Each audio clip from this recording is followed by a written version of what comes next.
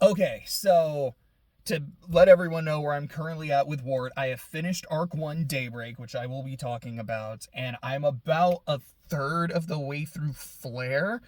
The moment I'm at right now is that Vicky is dealing with the, like, what did they call it? I think they called it like a broken trigger, but it sounds like there's like multiple triggers happening at the same time. Like there was a bit where like a tree was coming out of a dude's mouth. Like shit was kind of gnarly, but it was really cool. But like that's where I'm at right now.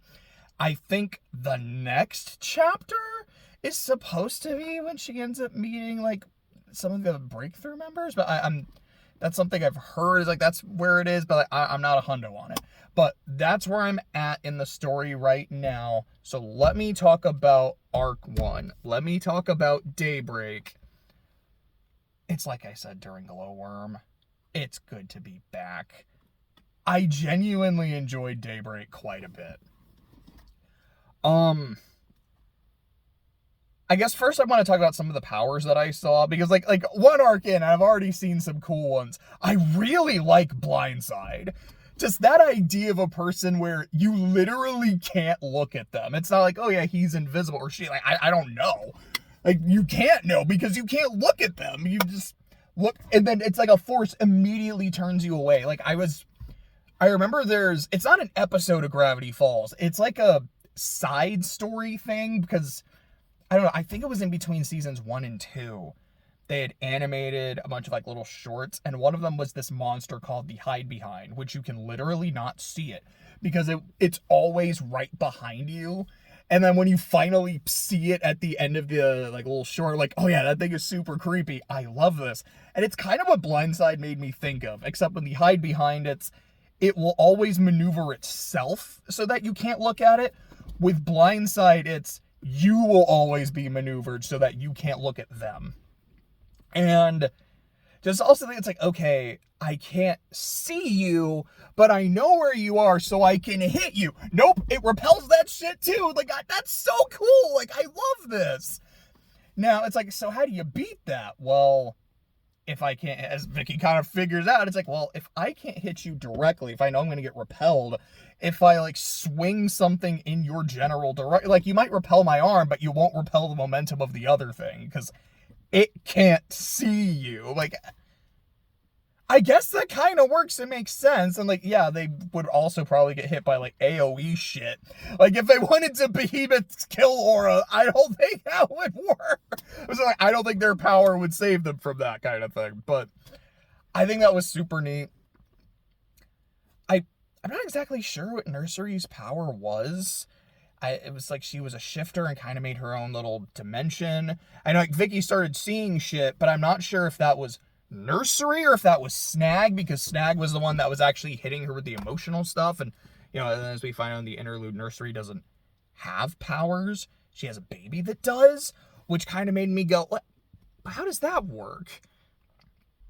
Does that mean, so if she doesn't have powers, but her baby does, then unless the father was a cape, the baby would have had to trigger.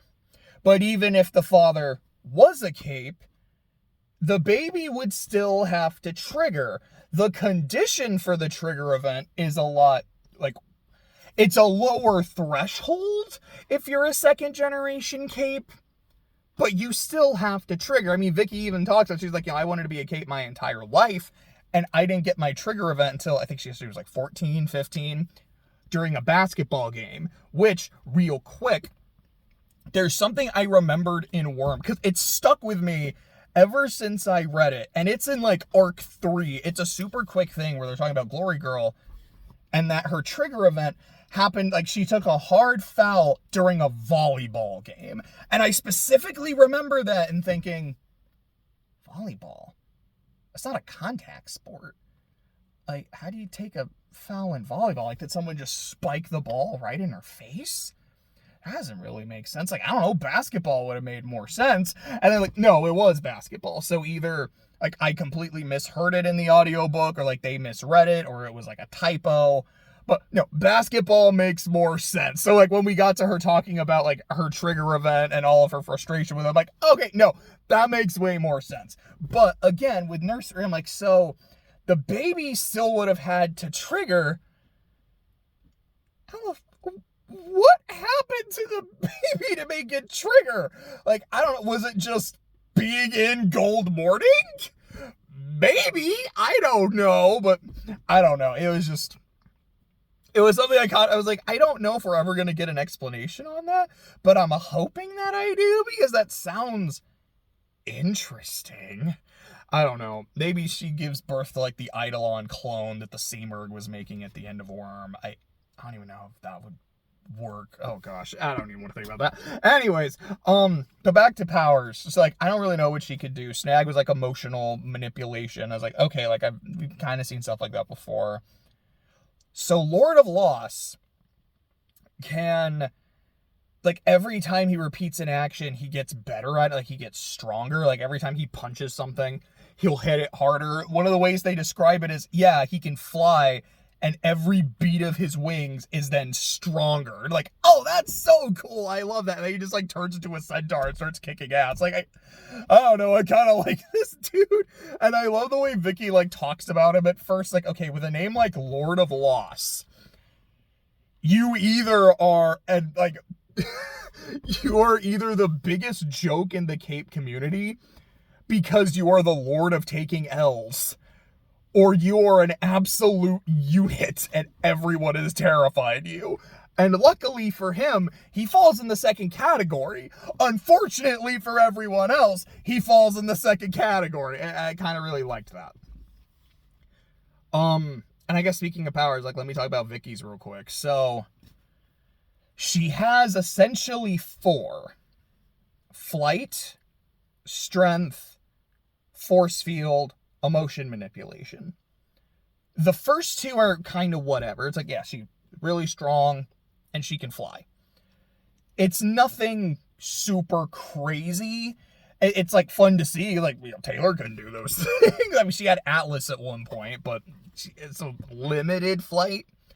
But I like I guess what I'm trying to say, it's like those aren't like anything like crazy, but they are like classic powers, and I don't mind seeing them. They feel a bit more traditional. The force field is really cool.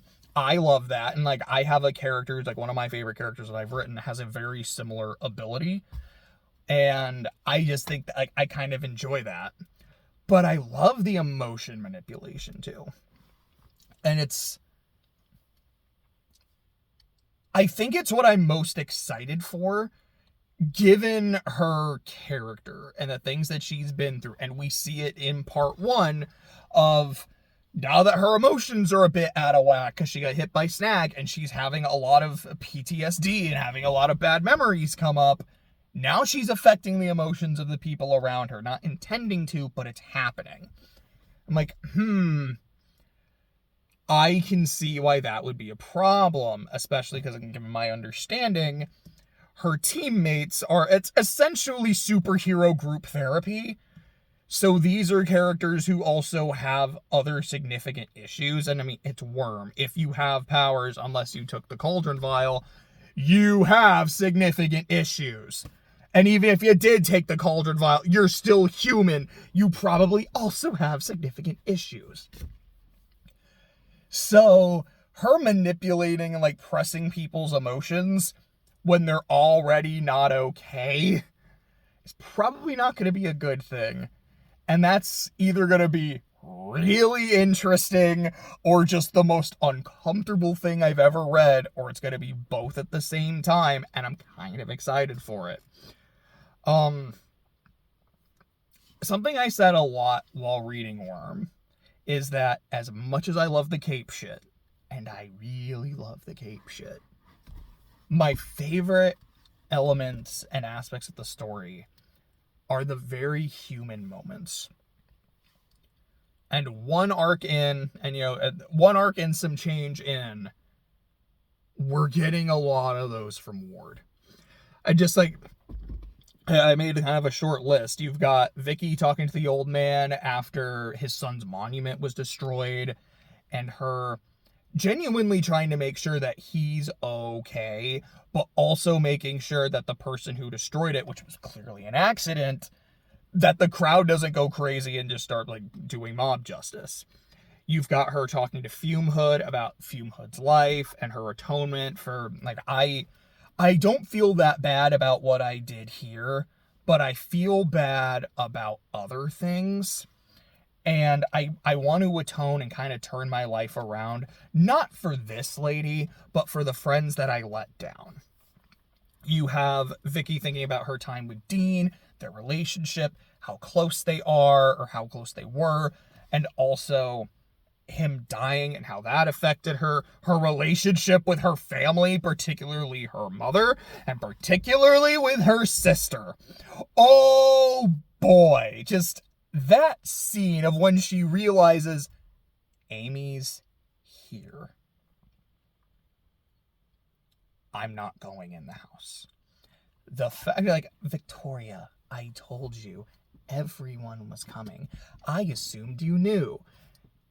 I knew exactly what she meant to. Like, as soon as I saw that text, like, yeah, everyone's gonna be here, I'm like, oh man, are we already gonna get to Amy?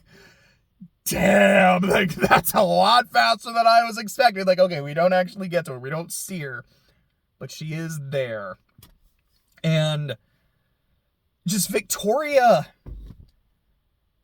trying to function while knowing the situation that she's been, I don't necessarily want to say forced into, but definitely feels like she's been manipulated into. And the way that she's, like, analyzing her mother, like, I know I wrote some of the lines down or, like, kind of summed them up, but I'll get to them in a bit, were really interesting to me. I guess I'm just going to do them now. I think one of them is essentially, like, I know my mom, I know she tries her best and everything, but I know she's only capable of having empathy for one daughter at a time.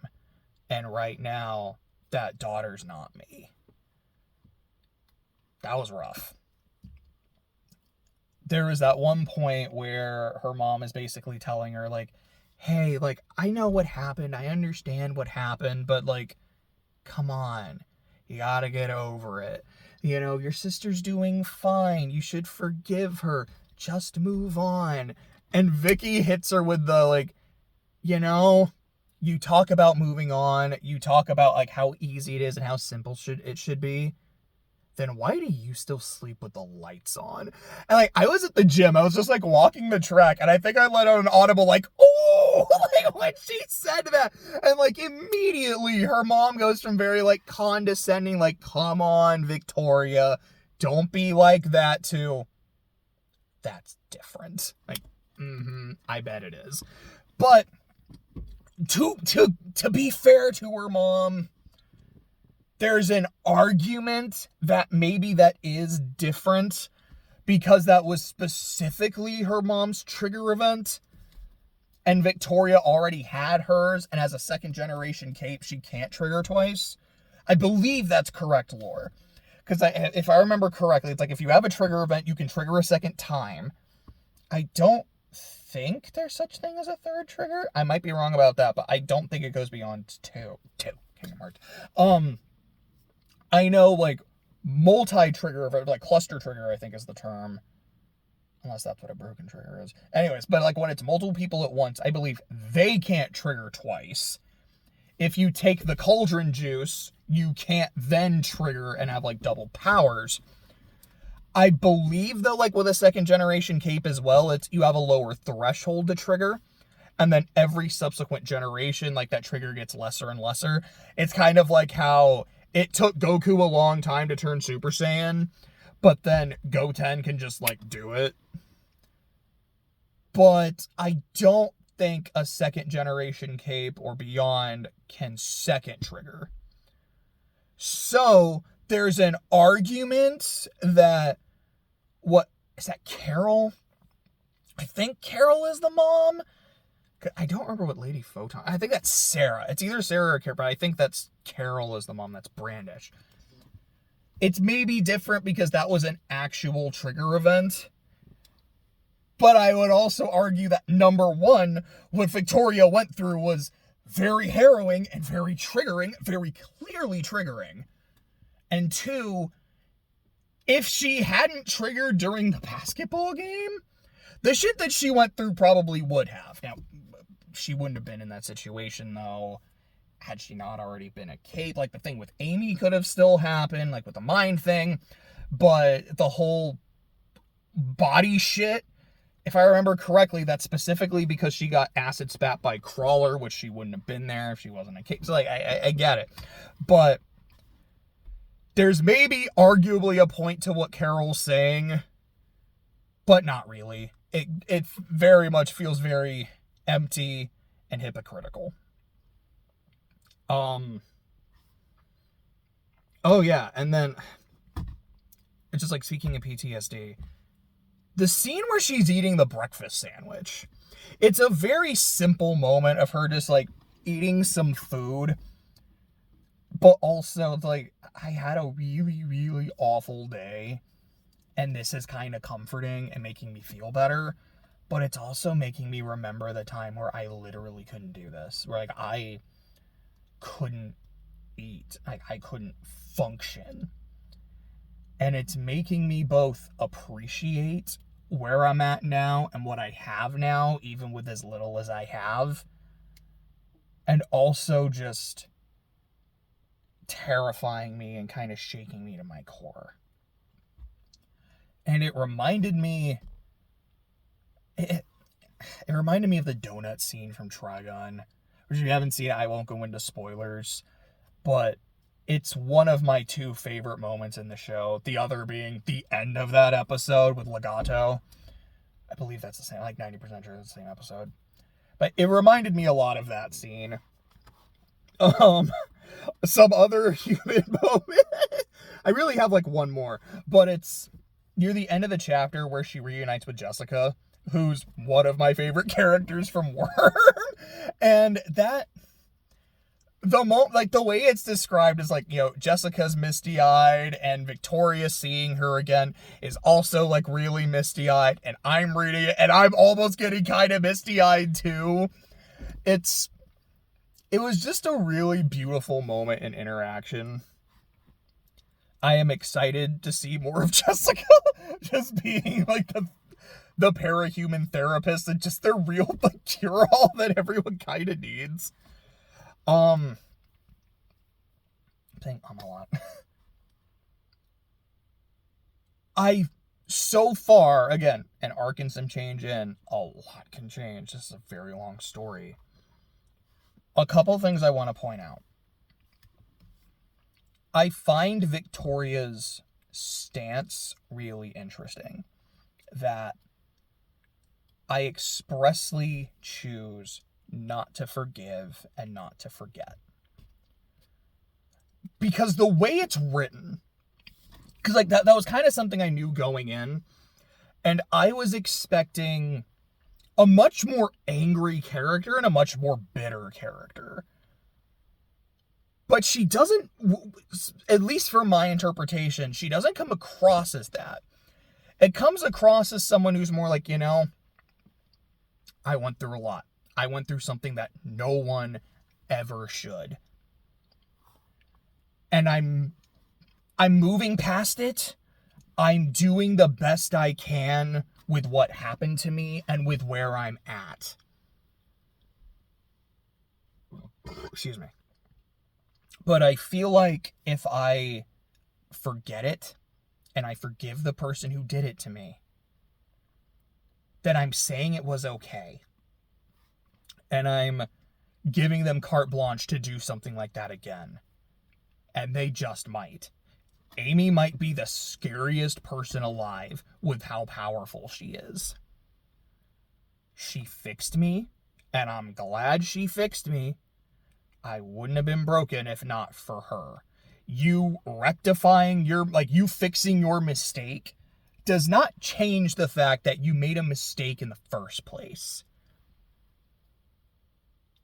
And, I'm happy for you that you're doing better, that you're living your best life. That's cool. That's great. But I don't want you in my life anymore. because I don't want you to think what you did was okay, and that if you fix it later, it makes up for the horrible thing you did in the first place. I find that really interesting. Again, we'll see how that goes, because I can see how that could become really toxic as this really long story progresses. But at least for now, I think it works. Like I said a little bit ago, I thought she was going to be a much more angry, bitter character. And I thought about this in like Alanis Morissette terms. It's a weird translation, but I was expecting, from the little bit I knew, which again wasn't a lot of specifics, it was just kind of more of the vibe. I was expecting a character that was more, you ought to know Alanis, or like a hands clean Alanis. Instead, at least in the early parts, this is more of a hand in my pocket Alanis. So like I don't have everything figured out, and I'm trying my best, and it's gonna be okay. I'm going to be okay. I'm gonna make my own way. Just give me some time. And I wasn't expecting that, but I am enjoying that quite a lot. And I guess the last thing to really say about Victoria so far is, I think I literally put in my notes, like, I hope I don't eat these words, but I think I'm gonna like her a lot. We'll see if I like her more than Taylor. So far, I think she's a more likable character than Taylor. I mean, Taylor's first time going out in costume was like, cool, I'm gonna send a bunch of brown recluses to attack this dude's junk. That's day one. And I'm like, yeah, I could see Taylor doing shit like that, with just like how... I say this as someone who really likes the character, as horrible as of a person that Taylor is. Because Taylor's story is about... it's about someone trying to do the right thing, but often doing it the wrong way. And the question of, is this truly justified? And also, how many hoops do you have to jump through to justify what you're doing? The road to hell is paved with good intentions. It's also fundamentally a story about someone who has not had power and has been beaten down and broken, getting a lot of power, and kind of just becoming addicted to it.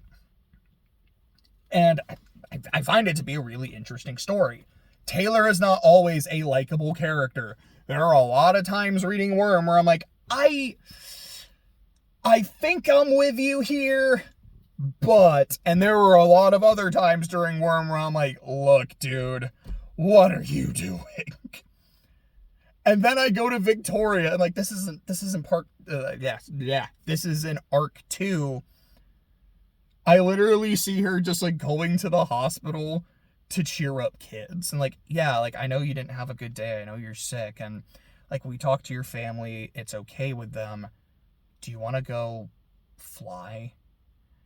I just want to do what I can to make people's lives a bit better without hurting them, without having to like exert control over them. Like, she seems a lot more fundamentally heroic than Taylor ever was. We'll see how that changes, if it changes, because maybe that is just a thing. It's like, no, Victoria is like a just genuinely consistently good person, but she has been through a lot, and she has her flaws, and she has her issues to overcome. But I do like her a lot so far, and we'll see how that goes. As far as the interlude, I don't feel like I have a whole lot to say. Moose is a great name. There was this one line that cracked me up. He's like, if you wouldn't fuck with a rhino, you wouldn't fuck with a moose. Like, I laughed really hard. What's her name? Velvet. So, like, I didn't quite catch what Prancer's power was. I don't remember if they said it or if they did or kind of hinted at it and I just didn't catch it. So, Velvet is telekinesis, that works better the more dust is on an object, which is why she can drive her car, which is this absolute piece of shit because there's so much dust in it. And there was this interaction I really like between her and Prancer. He's like, babe, I'm just thinking like we can, improve some of the parts, get some work. And she's like, don't you dare try to ship a Theseus my truck. And then he's like, dang it, that was the exact plan. Like, I thought that was really cute, really funny. I liked their interactions. They are working on basically getting a lot of the B-list and below villains together. Like, look, there's a lot of big threats out there. Like, there's the guys literally in the upper room. What if we get together and we try to do stuff? And it's a line I think he says to Moose. It might have been to Velvet. Where they're like, hey, what are you doing? What are you thinking? He's like, I'm not sure yet. Like, I'm a salesman and I'm about to make a pitch, but I don't know yet what I'm about to pitch. Kind of give me a second. I kind of enjoyed that. Like I said, this is where we find out Nursery isn't a parahuman, but she's carrying one, which again, I was like, so how does, lore-wise, how does that work? Because the baby still would have had to trigger. Because that did a lot of babies trigger during Gold Morning? Like, I don't know if that's a thing. Like, is Gold Morning a cluster trigger? It wouldn't surprise me, because I know that's a thing that, I believe they said happens a lot during Endbringer attacks, is a lot of people will trigger. Though maybe, I don't know, I could believe it. Yeah, it was kind of all I had for that. So then it's just a few other notes, little bits that I thought were kind of neat. Number one, just the protagonist reveal at the very end of the first chapter, where you don't know who's narrating because they haven't been name dropped yet. You get little bits of description, but you don't even get the powers. So you don't even really know if this person has powers. Because I know she doesn't fly. I don't even think she mentions that she can. I think the only thing you know is that it's a female character. And then it ends with, like, my name is Victoria Dallins. And I don't know, like, my assumption, especially given the way the chapter was written, is that you kind of weren't supposed to know who the protagonist was. Like, it's not a huge deal if you do, but it makes that line drop not as impactful if you already know that it's Glory Girl. But I feel like you kind of weren't supposed to know, and like this is the reveal, like, what? Like, it's Victoria? Like, that's wild. And like, I think that's really cool. And it's one of those neat little moments where you're like, this is something that could never be adapted. Ward could obviously be adapted as a thing. I don't know, maybe there'll be points later where I'm like, okay, maybe you can't adapt Ward. But it's that reveal you couldn't really do unless you specifically filmed, like, behind the actress the entire time and never showed her face, which would be weird and silly, especially because, like, if some of those human moments, like with her talking to the old man, it would take away the humanity of it, so it wouldn't work. I guess, like, in a VN, I guess you could probably do it in a VN where you don't actually see her sprite, or, like, if there's no voice acting in it, you just don't see her sprite until the drop. Like, maybe it could work in something like that, but anyways, it's one of those bits where I'm like, the written word is really fucking cool because you can do shit like that. Of course, there's also shit you could do in other mediums that you can't do in the written word, etc., etc. I talked about the basketball, volleyball thing already. You still sleep with the lights on. Mom only has the capacity for empathy for one daughter at a time, and it's not me. Another line I really liked is, it's at the very start of that chapter, where Vicky's like, there's something very human about gathering around a fire. And it's specifically talking about how, because with all the shit that happened during Golden Morning, power is being regulated, as in, like, electricity, not superpowers. And when it gets to a certain time, it's curfew, it's lights out, so people have to use fires. And I just really like that line. And the only other note I have is, so her cousin Laser Dream who I don't believe is name dropped as such in the chapter. She just Crystal, and then in the next arc, now that she's in costume, she's going by her cape name. I just really like that cape name. I don't know what it is. The like pun on laser beam I think is really cool. I think it's funny that you could abbreviate laser dream into LSD. I don't know, I think she's neat. Also, there's this bit early on in arc 2 where Vicky's in her apartment looking for scissors. She's like, Crystal, like, where do you keep your scissors? And instead of showing her where the scissors are, because she doesn't have any, she just holds up her finger, makes a laser, and then cuts. Like, don't have scissors? Like, no, I don't need to. It was just a really, like, it was funny, and it's just one of those, like, this is also why I like cape shit. Like, I like fights, I like big spectacle stuff, but also just those little ways that people can use their powers to interact with it. Like, that imagination and creativity, both from the author and the character, is just fun. So, yeah. Arc 1 in the books. Enjoyed it quite a bit. Look, tentatively, I don't even want to say tentatively anymore. It's just like, I am genuinely looking forward to reading the rest of this. I hope I don't regret it, because there's always a chance, like, dude, Arc 1 is so good. And then I'm like, man, I'm really liking Arc 2 so far. And then by Arc 6, I'm like, this is miserable and I hate it. I hope that's not the case. I don't think it'll be the case, but we'll go as we go.